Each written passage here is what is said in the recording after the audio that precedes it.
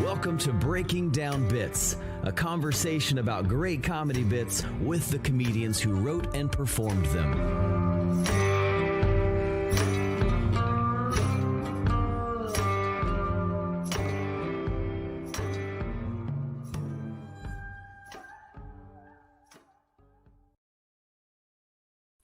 Welcome to Breaking Down Bits. I'm Brian Gendron. I'm Drew Jordan, and we are pumped to be continuing this Breaking Down Bits journey. We've had such a fun time with the feedback mic. Those have been just so good.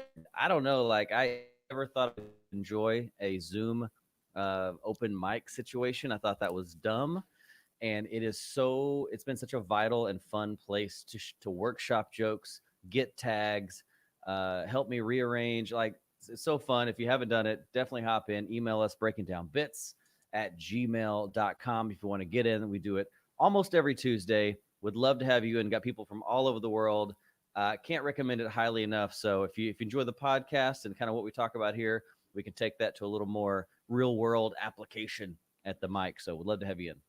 breakingdownbits@gmail.com. That is 9 p.m. Eastern most Tuesday nights for our feedback mic. We've also had a lot of great guests. Drew, of course, the conduit to every one of our episodes. Also, you can find info on the mic and some of our upcoming shows in the real world at breakingdownbits.com. Our last show, one of my favorites, top three, talking with Ed Hill. You have a callback? I do. That was such I would almost say if you don't watch any other episode of Breaking Down Bits, like this might be one that is really valuable to you. He shares a lot of great information. To me, one of the coolest things, and it really resonated with me, was just being vulnerable. He finds a way to share the most personal stories and finds the funny in them and finds a way to share them. I mean, you can't do Ed Hill's material. Like, it is so unique. He finds a way to share those things that you think maybe there's stuff inside all of our lives and our heads that we're like, yeah, that's too insider. It's too vulnerable. It's too scary to talk about. He dives right into that, and it makes for amazing comedy. Yeah, I can't agree more. I mean, sharing the story of slipping on your mom's semen with her in the room watching during his special, that's pretty vulnerable. For the record, not his mom's semen. I'm sorry. Yeah, that's right. That's right. That would be super vulnerable if there was something. Oh, yeah. Yeah. And I'm going to take that to another level. So he started with that vulnerability in his writing process. So he said he starts within, then he finds topical, something relatable. So start within, moves it into something topical, and then relates it to the human experience. Just pow, pow, pow. And then the other thing we didn't talk about is his choice of words. And how he uses soft words in the beginning and then punches with hard consonants and those types of things to really drive the punchlines home. So smart guy. Smart comedy brain. Yeah. So performance tips, writing tips, Ed Hill, go check it out. Breaking Down Bits where you can find it. We have a couple episodes coming up, and we're going to be wrapping up season 3, if you can believe it. Next week, we have Jerry Garcia. That's April 2nd, not the dead guitarist, the comedian from LA. We'll do a seance. We're going to bring it back. Be good. That's right. April 9th, a New York City comedian, very funny, Jordan Fisher. And then to be announced, TBA, exciting announcement. To be booked is our season 3 finale. So stay posted on that. That's all coming up. And then that's a wrap. We'll take a little bit of a break and we'll be right back at you. I like the way you position that. It's a surprise. We don't even know yet. Surprise to us. You ready to bring in our guest? Let's do it. Graham Kay is a Canadian stand-up comedian nominated for the 2013 Canadian Comedy Award for Best Breakout Artist and was the runner-up at the 2013 Seattle International Comedy Competition. Kay has appeared on Dr. Drew on Call. He competed in the reality television comedy competition series Bring the Funny, performed on The Late Show with Stephen Colbert, and appeared on the feature film Super Troopers 2. He's the co-host of the Edgelords podcast, and you can see his JFL special, Stupid Jokes, available now on YouTube.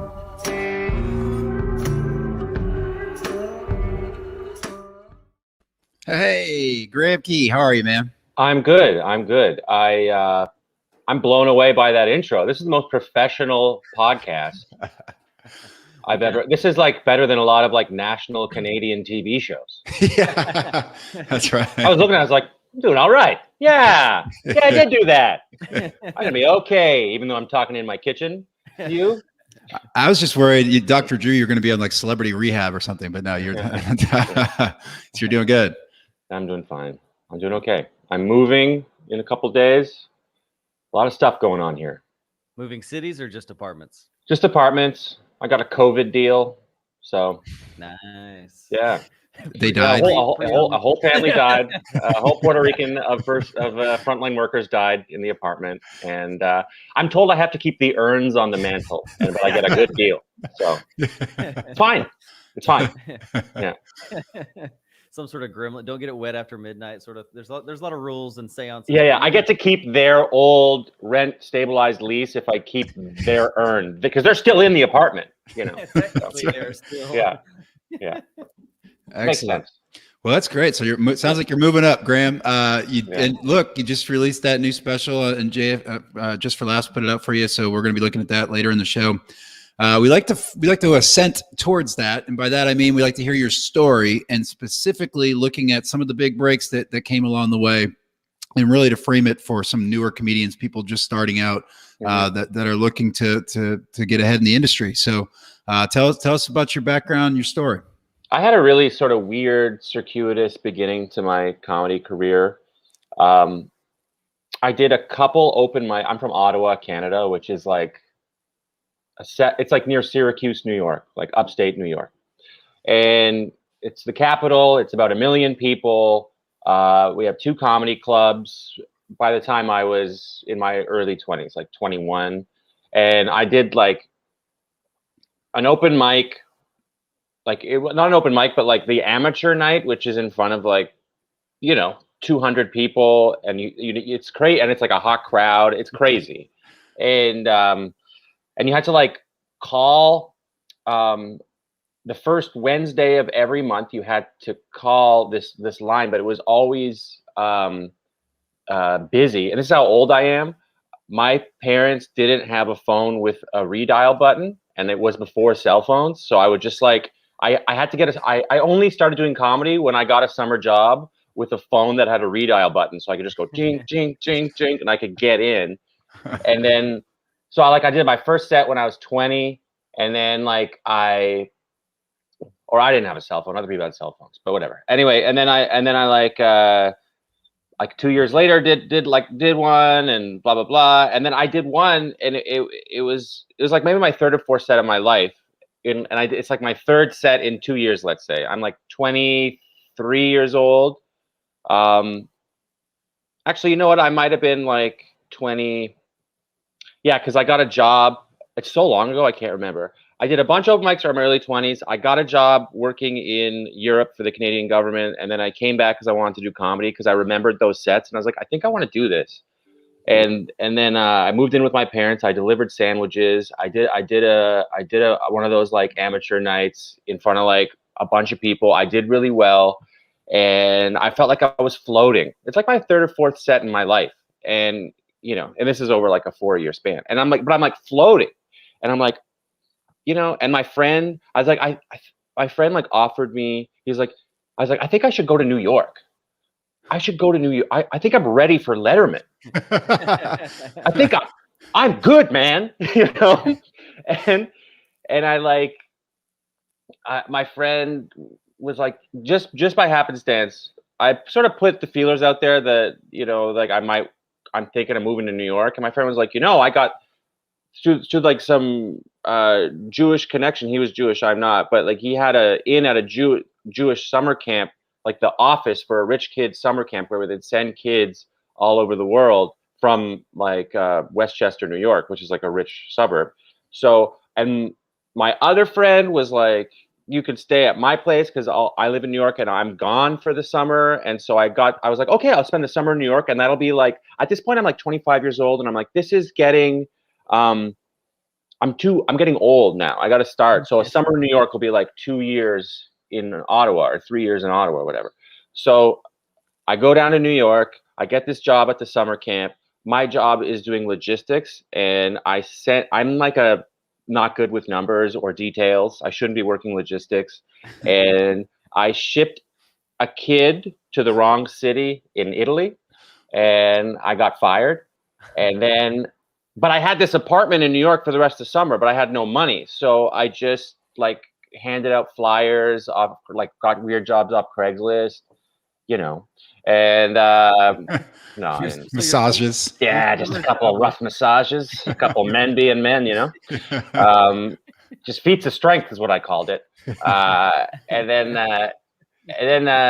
we did that, and then I was like, I kind of want to stay, and I got a job as a waiter under the table, like undocumented worker type thing. I didn't get paid. I didn't have a salary. I just got tips, and I ended up just staying undocumented.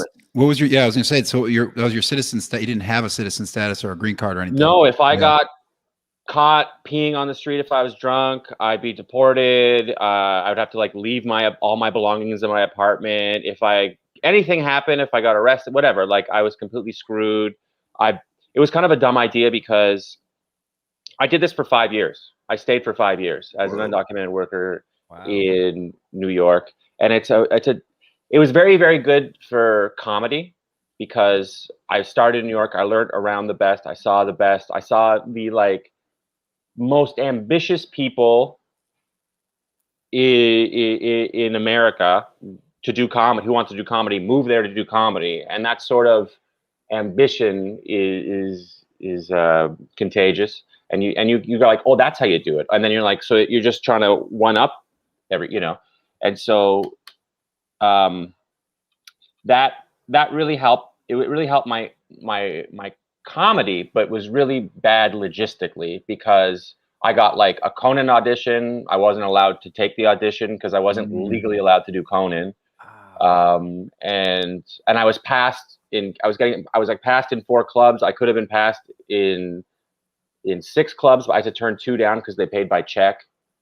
And I was like, okay, when I got the Conan thing and I couldn't do it, I was like, okay, I got to leave. And so I moved to Toronto. I'd never been there in my entire life, not one time. It's like the biggest city in Canada. It's the biggest comedy scene. You could do like 10 spots a week if you want. And so I was like, I got to move there. And I started over, and I was an open micer for a year there. I was passed at 4 New York comedy clubs in New York, and I was an open micer in Toronto. And then so I lose like all this momentum that I was doing in New York, and then had to just start the gears again. But I had like I had downloaded the process of how to do it, and it was like within 18 months I was like a touring national headliner, and I was full-time comedy before most of my friends back in New York. Like a lot of guys, like I was starting out with like Mark Norman, Sam Morrell, Mike Lawrence, they still had like day jobs, very, very part-time day jobs. Like at that point they were like 1 or 2 times a week doing odd jobs, but like I was like full-time touring, so it was good. And it also helped me become a headliner quicker than a lot of my friends in New York. I was doing an hour, right? Like within 6.5 years, I'm touring doing an hour. Wow. And it teaches you pacing. It teaches you like keeping an audience engaged, different types of jokes, stories, a little bit of act out here, not too many act outs, solid jokes to start, like, but not like an hour of just like machine gun, because people kind of tune out, And then in order to get back in, I wanted to, people go like, why don't you just stay in Canada? You have your own stuff up there, and not in like a derogatory way, but they're like, why don't you just stay? And there's a bunch of reasons for that. One is when you grow up in Canada as an English speaker, we have the same TV you guys have. I grew up watching Conan. I want to be on Conan. We had a show called Mike Bullard. I don't want to be on Mike Bullard. I want to be on Conan. Yeah. I want to be around the best. I want to I love comedy so much. Ever since I was a little kid, I wanted to do all those things. And it pissed me off that I couldn't do it. So I wanted to get back. And also there's like two people that can be really, really successful in Canada. There's room for like two people. And like if you stay in Canada. Right now it's Brent Butt and Jerry D. Those are the two comedians. You don't know who they are exactly. Nope. So it's like, it was obvious to me I had to get back. In order to get back, I had to get a O1 Performing Arts visa. It's called a Persons of Exceptional Ability. And That's fancy. I love to say that. And basically, you have to become C-level celebrity, D-level celebrity in your country of origin. Or you can't have any credits from. So all the credits I had or whatever from America, I had to throw. I couldn't use those because it would show the American government that I was in there working. Mhm. So I had to like start. I wanted to get back to America as quick as possible to pursue my comedy. So there was like I had to. It took me 3 years. I got like a writing job. You have to like. First of all, it cost me $14,000 in legal fees, which is tough when you're like a comedian. That's like, half of what I was making a year at that point. That's a year's salary for a comedian. Yeah, like legit. So, and then you have to like, you have to win awards. You have to show you're making a certain amount of money. You have to show posters. You have letters of recommendation from leaders in the industry. You have to like 10 of those, which they're hard to get. And then you have to have like, you have to show that you've judged your peers, and you have to, the hardest thing is you have to have press written about you. So you have to have like 6 articles. So you had to murder someone to get a write-up. Yeah. Gosh. There's a joke I'm working on, but as a side note, I signed up for Google Alerts when the special came out in Canada a year ago, and it's coming out in America now on YouTube, but it was in Canada for a year. Anyway, a year ago, I signed up for Google Alerts, and then I got like a whole bunch of alerts, and I was like, oh shit, a lot of articles, and people love it. And there's a rapist in Australia with my exact name. Oh. So I could have used those. You the press. Look you, at you didn't spend any illegal time in Australia, did you? That's but no, I'm proud to say that I wasn't allowed to travel the past year. Couldn't have been me, but you could only rape locally. You couldn't take that internationally. No articles about that. I'm not me. I'm a nice man, I think. But so basically I did Just for Laughs, and I won an award there. We're not allowed to do new faces. Canadians aren't allowed to do new faces. Oh. So we have something called Homegrown, and but luckily there were a couple American agents that came to see Homegrown, because they're like, no one goes to the Homegrown. Like, I'm gonna pluck people that no one sees, kind of thing. And legit, there's always like 2 or 3 people in Homegrown out of the 10 that are like, could have easily been on New Faces. So anyway, it's also an award, and like it's a competition, and I won it, and I got Gersh in LA to represent me, and they wanted me to move to LA, and they helped me get my visa. You also have to have a sponsor to get your visa, and so they were like able to sponsor me. And I got a manager there too, and they sponsored me as well. And we're able to say like I'm gonna make a certain amount of money, because the sponsors have to like write a letter saying that this person is not gonna be on welfare when they come to Canada. They're gonna make this amount of money, blah blah blah. So my managers used to manage the Stand Comedy Club in New York, and well, they still do. But one of them is no longer with us. He got murdered, but rest in peace, David Kimowitz. But anyway, it's also why he's not my manager. But anyway, they were able to like say that I was going to make a certain amount of money. I moved to LA, and then I started as an open micer again in LA. Nobody knew who I was. And I'm like, at this point, what am I like? I'm going like 8-9 years into comedy. It's my third time just doing open mics, not getting paid, not doing any real spots. And it sounds like you've done just as much work to do comedy as comedy. Like a lot of the work is getting a good act. Sounds like you had to have a great act and jump through a million hoops on the technical side of things as well. Yeah, I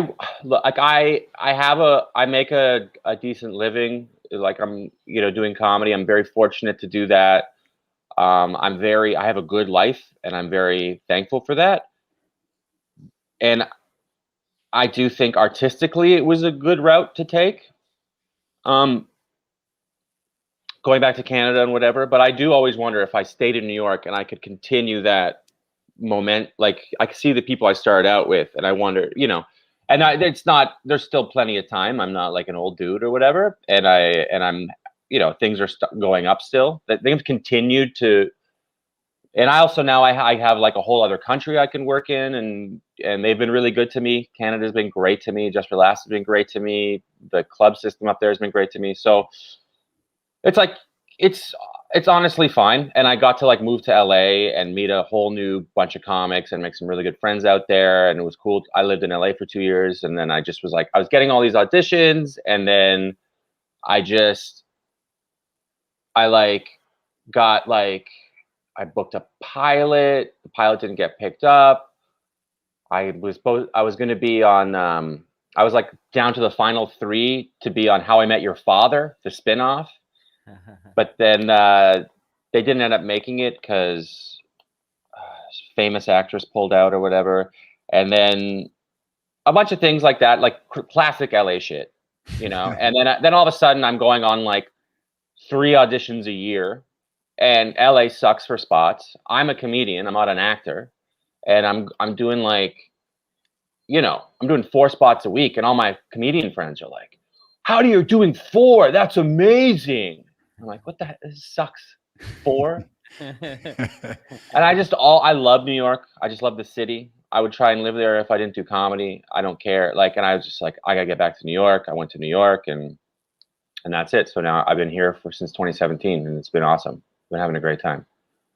That's one of the more unique journeys we've heard. I had to start over again when I went back to New York. Yeah, four restarts. Yeah. Man. But it wasn't like a full restart. Like I was going back to New York. I hit it back like once a year that whole time. And I had like still friends here, and like people knew me and knew I was funny. And so, and I was still passed at like 2 clubs. Two of them had closed down that I was originally passed at. But hard to be passed at a club that's closed. Yeah. It is. Yeah. I'm currently passed at 3 of those. So, yeah. If they come back. Yeah. Hey. Wow, what a story. That's you've really fought for this, which is like you've worked hard not just on the craft of comedy, but just to put yourself in the right places. That's incredibly ambitious. It's like every Canadian that you see here, like if you go to like LA, all the Canadians there are funny. All the Canadians in New York are funny. People are like, you guys are really funny. It's like, no, you get our best. Everyone here fucking loves comedy and got punched in the dick or the vagina a million times to get here. Yeah. And yeah, you just have to love it. And I think a lot of people would do it if they had to. If you love it, you love it. And that's the way it is. It sounded like you just kind of you kind of just felt like you fell right into it from the beginning, from your first couple of sets, and then early time in New York. Like, do you feel like you have a different story than most comedians in the sense that you just like, it just always was good. Like some people are like, they always talk about like your first 5 years of comedy are trash, and you're trying to figure out your voice, and it's all just like you're gonna throw all this away. It sounds like you just fell right into it quickly. I mean, I would say for me, I had a good 3 minutes, a serviceable 3 minutes after a year. Sure. And then after 2 years, I had like 6 minutes. That was, Yeah. it was okay. Like there was like tags and structure, and like it wasn't hacky. It's, Yeah. you have to have a good ear. You have to like see what's hacky, like what's been going around. Yeah. What are the little tricks? Like I ate all of the meat, like that. Like 2 years ago, that's what every hacky comedian was like. I want all of the drugs, It's like, Yeah. and like 12 years ago, it was whittling. Everyone had a joke about whittling for some reason. It's like, what the hell? And so you just, yeah, I mean, I wasn't a phenom or anything. There was a lot of the names that I started out, that I said before, and a lot of other people I started out with. There's always a group in your class that is like, Yeah. you could see the little ember of fire. Like, yeah, that guy, he gets it, or she gets it, and then if you work hard enough, and my goal was to do at least 12 sets a week in those few years, and you hang out enough. And I stood out in the snow and handing out tickets, and and I did that, like that Pete Holmes show on HBO. Like he was standing on my corner. That was the corner I stood on. And That's yeah, and then you just eventually you start. New York has a good system of checks. You're doing check spots where they hand out. I don't know if you guys know about that, or your audience knows about that. It's like it's all showcased in New York. So there's so many comedians. There's only like 2 clubs that do headline sets. So every other club is 6 to 8 people plus a host, and then second to last, they hand out the checks. And instead of having the host just eat his dick for 5 minutes while people are doing math, while drunk people are doing math in the dark,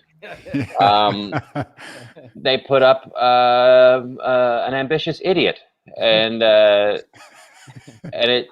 if you do, and like the bookers watch, and they know, they get it. They're not like, oh, he bombed. They're like, oh, you got a couple laughs. You got a couple laughs, like, and then they let you come back, and then you can kind of, and then you do it 50 times, and then by the end you can kind of get them going, you get so battle tested that when you have an audience that isn't doing math, you're just like, you're just an animal, so that's the best description of a check spot I've ever heard, hands down. Yeah. So yeah, there is a system here, and it was I went the club route, which is not always, maybe it's not the smartest route long term. There's two routes that you can always do in any city. There's the club route.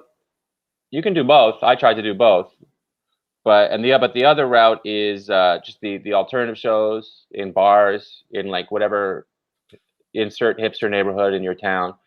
And those ones, they never pay.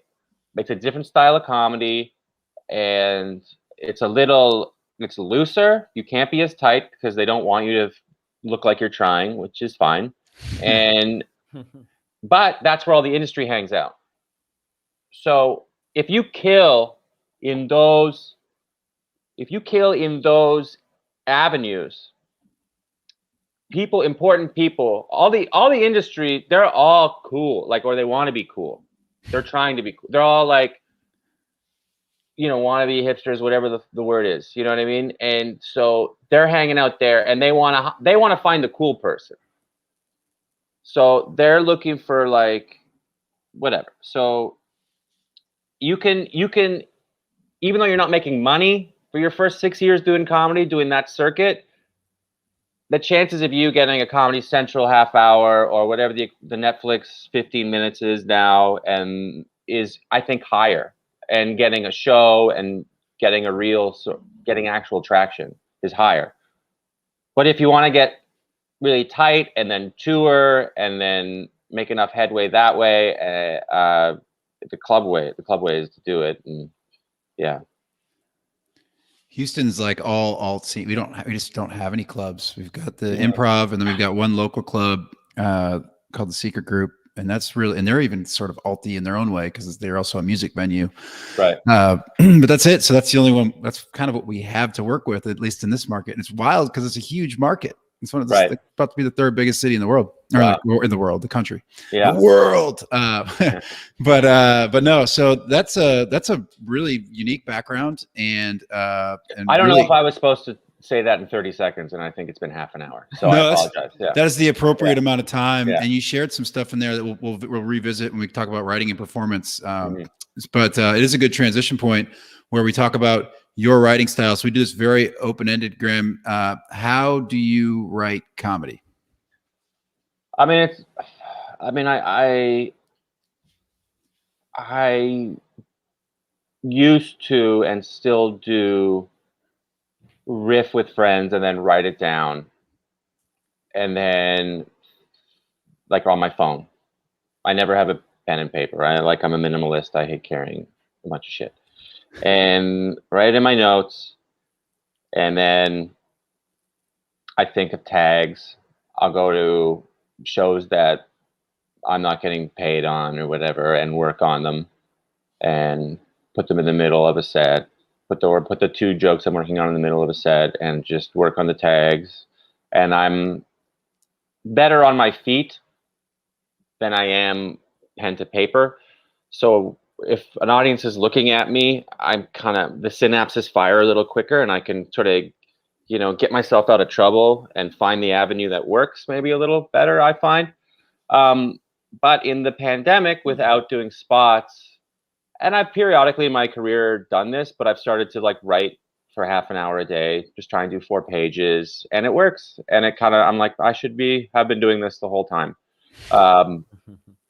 But I still have, I don't know how much higher my output would have been. Maybe I think I would just have more tweets. I'd have a lot more tweets because a lot of the stuff I come up with maybe isn't so good for stand-up, but it works better online maybe. And then but I still think it's worthwhile, because even if you write every day for half an hour or 45 minutes or an hour, whatever it is, and nothing comes out of it for 2 weeks, and on the third week you get a bit, that's a bit you would have never had. Yeah. And bits are priceless. They're absolutely priceless. So I think I'm going to start doing that more. So basically I riff with my friends. I just talk, and there are certain, funny lines you come up with just in talking. We all do it. You guys do it, I'm sure. And then you go, oh yeah, that was good. That was I haven't heard. And then it sort of sticks in the back of your head. You write it down, and then blah blah blah. Or when you hang out with, it's good to hang out with funny friends. It's good. I got a lot of stuff from just hanging out with comics in coffee shops. And they go, that's a bit. And I'm like, oh yeah. And they're like, yeah. Nice. Like I have a bit on my special. I don't know if we're going to talk about it, but it's a bit that it's so obviously a bit. And I had been doing comedy for 7 years, 8 years, 9 years at this point. And I'm like, I was touring, and I did someone's podcast about odd jobs, a comedian's podcast about weird jobs you had before comedy. And I told the story, and they're like, that's a bit. I'm like, yeah, I guess it is. And now it's like one of my better bits. Nice.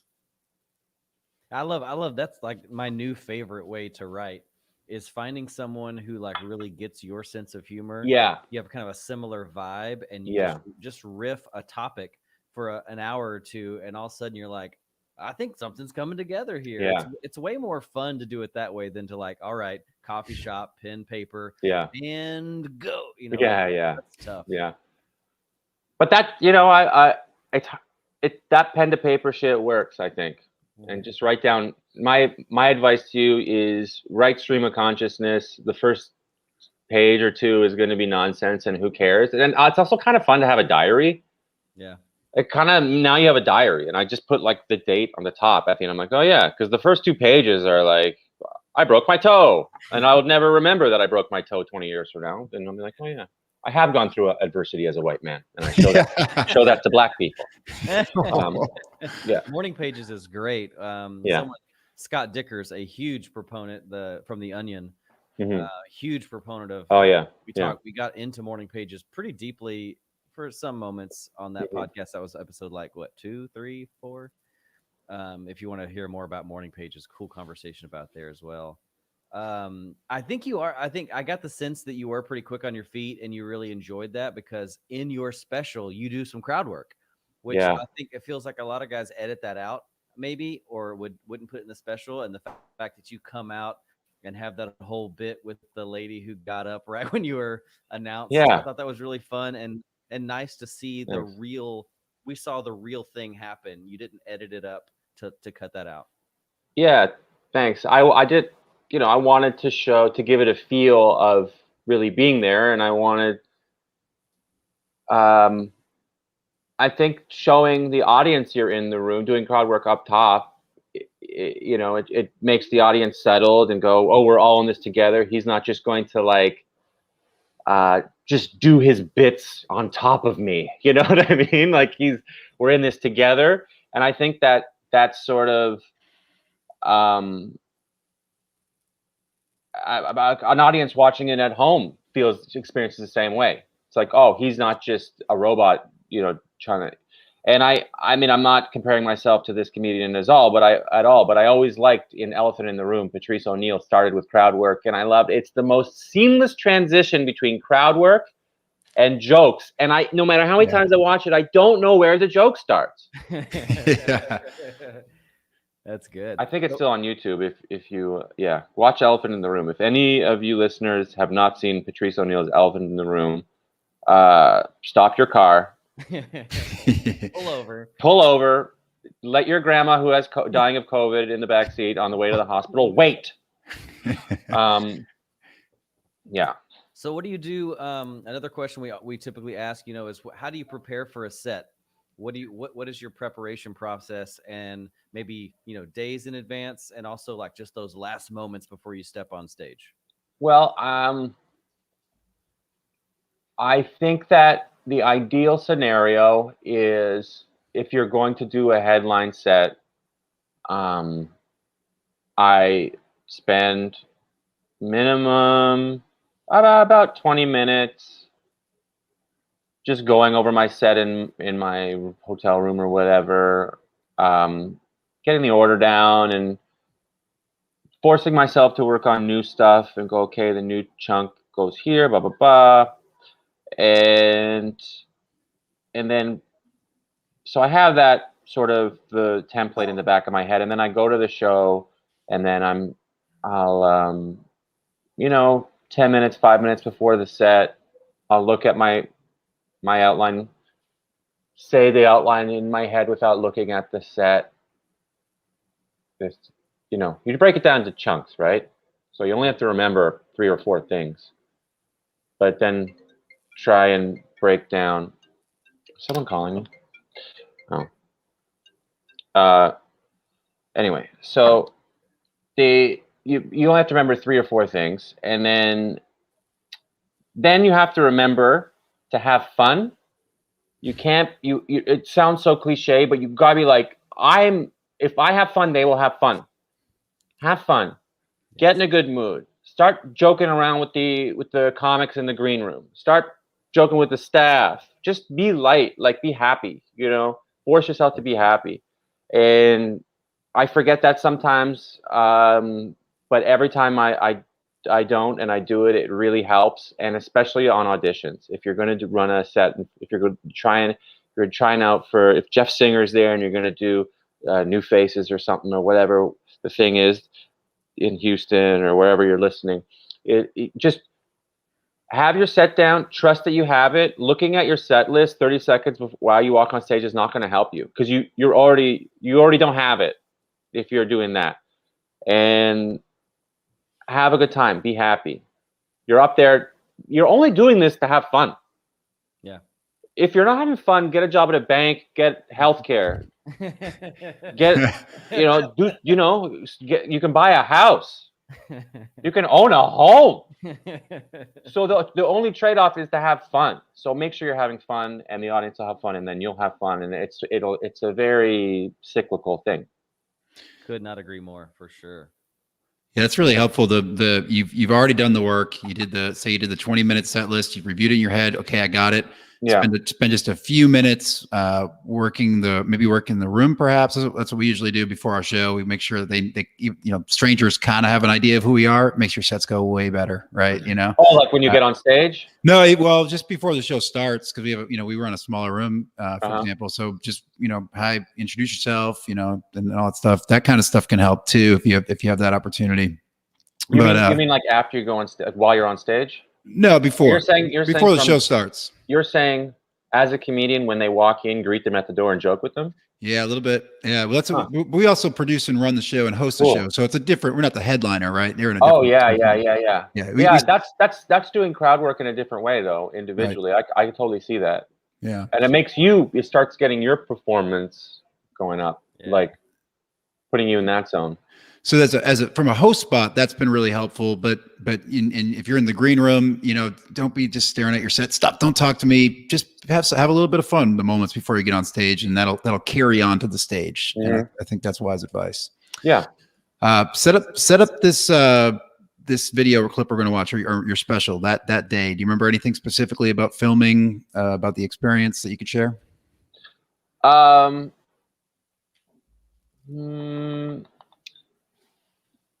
Yeah,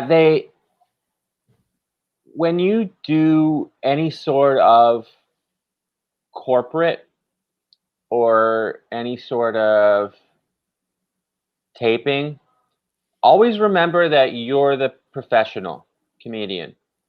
The producers don't know how to make the show go. They know everything else, and you don't know that. So defer to them. Yes. But when it comes to the words, the order of people on before the cameras go on, be very diligent about that. I had James Mattern was warming up he's like a funny dude. He's like one of the professional hosts in New York City at the clubs, and he's works for TV shows doing warm-up. JFL has him doing warm-up for tapings almost every year. He did awesome. And then I wanted a woman to open up for me. I like when there's like a little difference. And she's so funny. She's so funny. But the way that they made it, like, brought her up, they didn't let James continue the flow, and they introduced her as a friend of Graham, not a comedian. So everyone thought that she was a friend of mine, not some lady going to do a speech to advocate how good I am or something. I don't know. Here's the cosign. He's gonna. It was, and there was like a minute in between him and her, so the show stopped, and then boom, and it was like, and also I didn't show up. Like I guess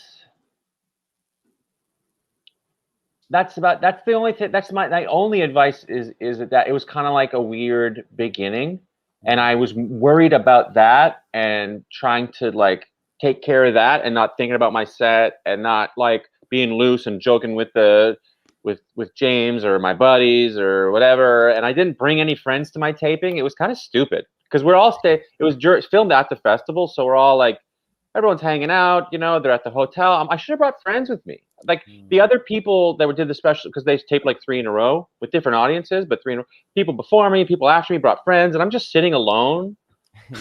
Like ironing a shirt. Like, I'm about to film a special, and there's like, like JFL had like a nice spread, and I had like 1 carrot. I was like,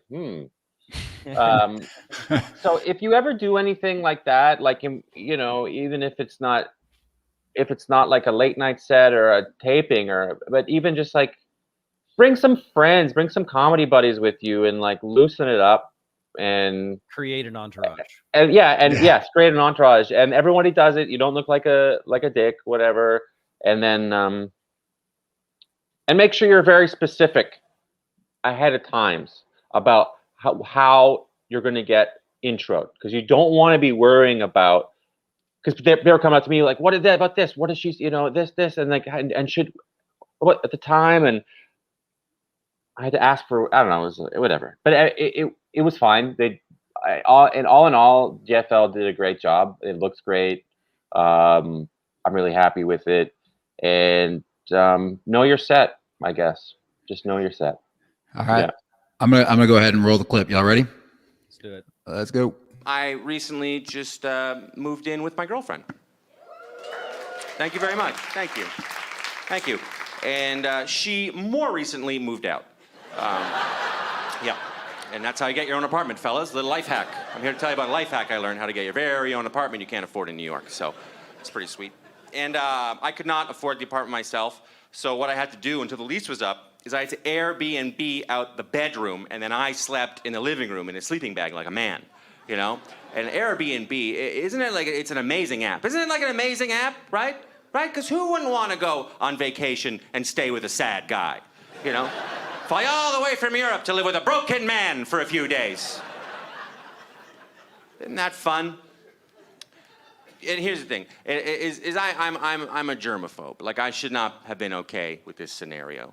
Like before my breakup, if you're like, hey Graham, how much would you charge for complete strangers to come into your home and then have sex on your mattress? Like, how much have sex where your head goes for 8 hours? How much would you charge? Where you breathe in for 8 hours. How much would you charge for that? I'd be like, ooh, that's disgusting. Like $1 million. And then after my breakup, I was like, $42. 40, 39, please, fuck on it. So what I would do when I would wake up in my own bed, I knew I was gonna have a guest that night, they're my guests. What I would do, it's true, is I would flip the mattress to the fuck side. I would do that. I would. And then when it was back to my turn, I'd flip back to the cry side. That's my side. So fuck side, cry side, fuck side, cry side, fuck side, cry side, depending on the day. I felt the salt from the tears would meet the jazz in the middle and create a full bar. Salt cancels jazz. And, it's just science. I'm just, it's a TED talk, really. And so that's good. And it's fun to call it jazz, by the way. Give it a whirl, Here's the thing about Airbnb. It's the B&B part is very misleading. It stands for bed and breakfast. I was not running any semblance of a bed and breakfast. A bed and breakfast should have more than just mustard in the morning. A real bed and breakfast, if you don't know, is when you walk down you wake up in like a beautiful country home, and then you walk downstairs, and some lovely woman in her 70s has made you like a full breakfast, and she's like, how was your rest? Are you rested? Check the old mill on the way to town. It's historic. You're like, thanks, old lady. It is not when you wake up, leave your room, look in the living room and see a man in his 30s just staring back at you in a sleeping bag. Trying to pretend he just hear you have sex on his mattress. Just. If you want some mustard, you gotta eat over the sink. She took the dishes. I don't know why she took the dishes. They're IKEA. Who cares? If I had to really narrow it down, figure out, put my head on it, why it didn't work out, I think one of the major reasons, because when I moved in, I inherited her 2 cats. And I always grew up with dogs. I always preferred dogs over cats. Just because I like it when your pets love you back. I don't understand why you want to pay for something to ignore you around your own house. It's like hiring a little furry 14-year-old to be a dick to you. I've told that joke before. Cat people do not like that joke. Sometimes they'll stand up in my show and be like, hey, fuck you, buddy. How dare you talk about Mitzi that way, you son of a bitch? Who'd want to own a dog anyway? They're so high maintenance. That's what cat people always say about, oh, they're so high maintenance dogs. I mean, oh, but you gotta wake up every morning. Every morning, you gotta wake up. Then you gotta take the dog outside, let it poop outside your home. Not me. I'm a cat owner. I wanna keep the shit in my home. I'd like to store it for days in a sandbox. I'll keep the piss as well. I want it all. Keep it in the same home that I breathe in. Yum, yum, yum. Want to live in it with an indoor outhouse. And once a week I get to feel like an old-timey gold prospector. Just... I got one! I'm alone. She's gone. Okay. Okay. I was trying to get my cat to come over here while that was going on. Really good stuff, man. Of course, that's some of the same material from your Colbert set. Yeah. But I liked it because we got to hear the unfiltered version, so I enjoyed that part of it. There's some layered type stuff that I really like, and I try to do with my comedy. So in that first part where you brought back sleeping bag, mustard, and she left, and then you're back into the she left material and into a smooth transition. So it's just masterfully done how you're able to layer the bits that way. Thank you. Yeah. Sometimes that comes together and you're like, cool, you know. The thing that stood out to me, because watching the whole special, you get even more, obviously, of your different kind of techniques and style and whatnot. The vocal variety that you bring is freaking insane. It's man, thank you. You're so great with voices. You get the whispers, you get the yells. It's everywhere. You really do keep it. It's never monotone. The same type of delivery. And to me, I've found that there's some jokes you accidentally find out that, oh, when I whisper this, it's a lot funnier. When I yell this, it's very funny. Yeah, you gotta bring them in when you're quiet. Pauses, bring them in, but then sometimes they're not paying attention, so you got to be loud. And then they turn, and they look back. And I'm not doing that, sometimes if you're on the road or whatever, you do that, but like that sort of teaches you that. But all those things are taken from Dave Chappelle, Killing Them Softly, Richard Pryor, even some Seinfeld. Like that kind of that's a tactic, vocal break is so good. Just I'm confused, people like that. It is funny and what conveys emotion. Sure, yeah, and it's unpretentious emotion. It's not like this is fucking bullshit, man. It's like I always hated that kind of comedy, but so it's all those little. I like what do they call it? I used to know the term for this, but making a room on stage with different characters and talking and creating a scene. So it's very Ed Hill. So if you heard up top, I don't know if you heard us talking, but it's very, very similar to what Ed Hill does. You started with Rooted in Pain. My girlfriend left me. Ouch. Yeah. And then you move into this topical stuff, Airbnb, all the Bachelor has in his fridge is mustard. And then you move it into sort of the human experience, having sex on your mattress. And it just, you go from pain to relatability into the human experience. And it's just, that is, we're starting to find, Drew, you're making comedians out of us, these guests, because that's to me is the ingredients. Yeah. Yes. It doesn't always have to be pain. It can be confusion. It can be anger, unpretentious anger. And that is relatable, and the more specific you are, I'm sure I'm not the first person to say this on this podcast, the more specific you are in the minutia of the details of your life, the more relatable it is. and that is universal in any art, any song. If you start speaking broadly, and I know we just played a clip about cats and kitty litter, but ignore that. If you start speaking broadly, you're going to always do okay. You're always going to do 3 out of 4 star, 3 out of 5 stars. You'll probably do pretty well on the road, but no one is going to remember you an hour later when they go home. They're not going to remember you. Not only are they not going to remember your bits, they're not going to remember your fucking name.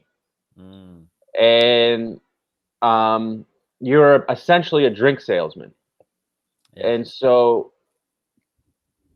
it's all like what you were talking about Hill and how personal it is and stuff like that. That is, it's for me, it's not an act of bravery. It's an act of, I am a narcissist and want to be remembered. I want, you know what I mean? It's like, if I say this shit that's real, it'll resonate with people because maybe their girlfriend didn't leave them and there wasn't jizz all over their mattress, somebody else's, but they had something like that they immediately go, yeah, like that, in their head, and they go, no, they lock in, you know. And they also know that you're not lying to them, you're not being real. That guy is at least being real, whatever that means up there. Yeah, we all have our jizz on the mattress. That's so. That's the name of this episode. There it is. Look for this on Jizz on the Mattress with Graham. Yeah. Why is that not the name of the special? It should. I'm an idiot. Yeah. So basically, what you're saying is that you start with emotion, because that's relatable, and then you end with jizz on the mattress. Yeah. Yeah. And it's always like, you know, when you're, another thing that's good is they teach you this when in English class. Start with a statement, a definitive statement. My girlfriend broke up with me. Oh, people get it right away, you know, stuff like that. Yeah. Have you ever thought about teaching or sharing kind of because you're a pretty technical writer. Is that interesting to you at all to kind of share a little more of the behind the scenes of how you construct and write? I enjoy obviously talking about it because you'll ask me a question and I'll talk for 30 minutes, but I don't have enough time, and it's not something I want to concentrate on. Yeah. And I'm happy to help and answer any questions if a young comedian or someone older than me that's starting out has a question. And most comedians that you respect are. And that's one of the reasons we started this podcast. Yeah. It got us an opportunity, even the mid pandemic, to rub shoulders with professional comedians who could, you know, kind of share their backstory and their tactics and their life lessons. And it's been so great. You know, this is an awesome thing that hopefully will one day happen in green rooms. It will. Yeah. Well, I'm glad you're open to answering questions. I've got one last question for you. Sure. To wrap. It's our last segment. It's called Last Laugh. And the way we do it, very morbid. I'm sorry in advance, but let me play a quick clip.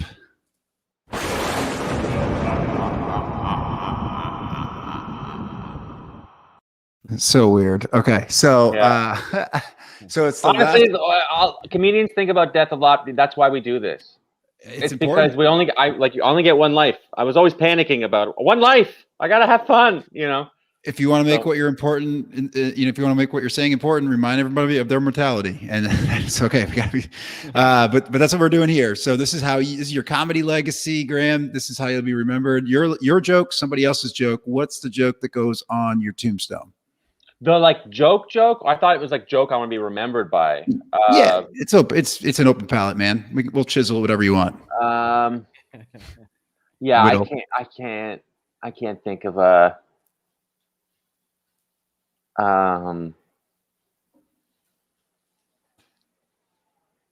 Yeah, I don't know. A joke I want to be remembered by. I don't know. I like the joke I have a joke about my my family, my dad, my parents not being able to say I love me and all that kind of stuff. And I like that I bring my parents to life and people get to meet them and stuff like that. So I like that one a lot. I don't think it would fit on a tombstone. It wouldn't make any sense. But yeah, a little kind of like epitaph that's funny. It's something I'm sure we've all thought about. I don't know. It's like, yeah. I It's actually you- thought of that joke about your dad can't say I love you. I thought that's the first one that came to mind. It's Yeah. hard to fit that into like a small thing, but that's such a good joke. Fantastic find or whatever. Thanks. Yeah. Or you're when you call your parents, you can just hear your dad breathing in the background. That's your mom talking. That's so good. That's a great little chunk that you have there in your parents. And so, yeah, it's something in that space, man. We'll accept it as your final answer. Here lies a cool guy who had sex. Yeah. Yes. Yeah. And like Jazz. I had the hang loose hand emoji. That'll be the final answer. Yeah. Well, Graham, as we wrap up, just places people can find you on the internet in Canada, US, anywhere you are. You go to my Instagram. It's on here, Instagram K. I'm proud of the content. I got a new podcast as well called The Edge Lords. It's two non-edgy comedians, myself and Robbie Slowick. He's done Conan. He's wrote on a couple Netflix shows. And we're two non-edgy comedians learning how to be edgy, because that's how you make the money in this biz. Edgy. Fuck you. Women aren't people. Yeah. So we're learning how to be huge misogynists. And it's hard. It's hard to unlearn all the things. And my girlfriend does not agree with it. So not a fan. Yeah. Check out the Edge Lord podcast. I'm going to check it out myself. Thank you, Graham, for taking the time to do this. And thank you to everybody for listening. This has been Breaking Down Bits. We're out of here. Thanks so much, guys. Appreciate it. Appreciate it.